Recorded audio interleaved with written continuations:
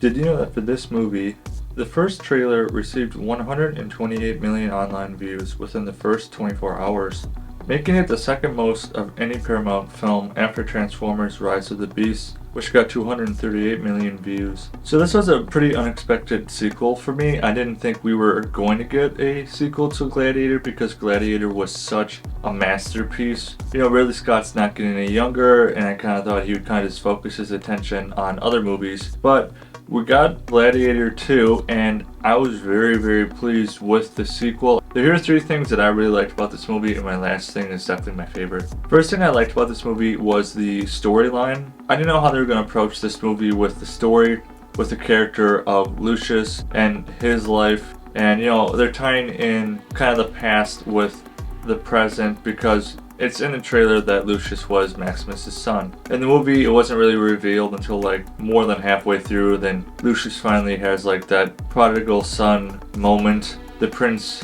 of Rome moment. But for the most part, it was just focusing on his character, but I really enjoyed his character a lot. He had some really good backstory. I mean, he was married. He was just a lot like Maximus, just a simple guy. He was a leader, he was a farmer. Romans came and they destroyed everything he loved. Then he becomes a gladiator, catches the eyes of all the important people, the emperors, and his owner Macrinus. I was really happy with how it was done. It was not boring, it was very intriguing, it was very exciting. It still had a lot of that gladiator flavor to it, but it was like a new mix of it. It was new with the old because there's no avoiding the obvious. Like, they're gonna tie him into, you know, the past. There're gonna be some flashback scenes of him as a kid, of his mom, of Maximus, and all that just tied in. So it's like the legacy character type deal.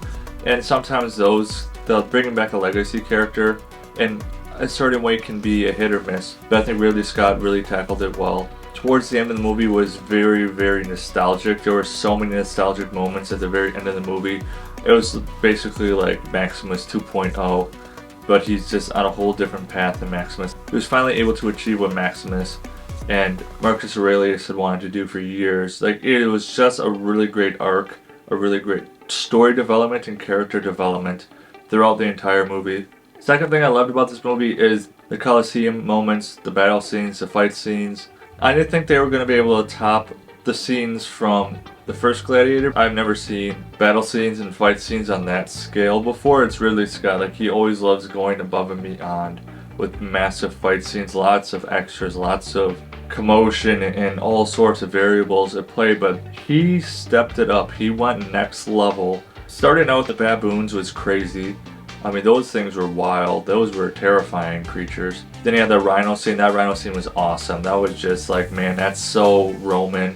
And then flooding the Colosseum with the sharks and doing a reenactment of a naval battle was really neat as well. I don't know how historically accurate some of this stuff is. I'm sure for the most part it was pretty accurate, but I know there are definitely some creative measures taken with battle scenes and characters. It really stuck the landing when it came to those fight scenes, and just as brutal and just epic as the first Gladiator fight scenes were. Just I was cheering, man. Like, I was on the edge of my seat for a couple of those moments. I was cheering, I was clapping, like I was all in to those fights because it was just so cool being brought back into this world. Probably the biggest accomplishment of this movie is it was able to retain so much of the magic and so much of the whole energy of the Colosseum and Roman history.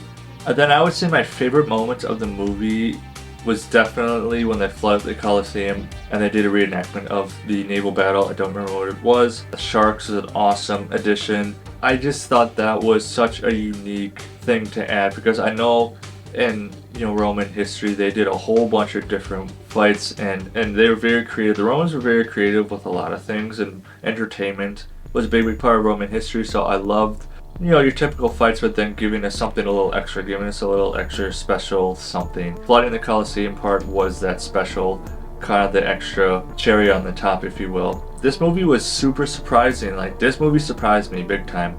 It was awesome. It just brought me back.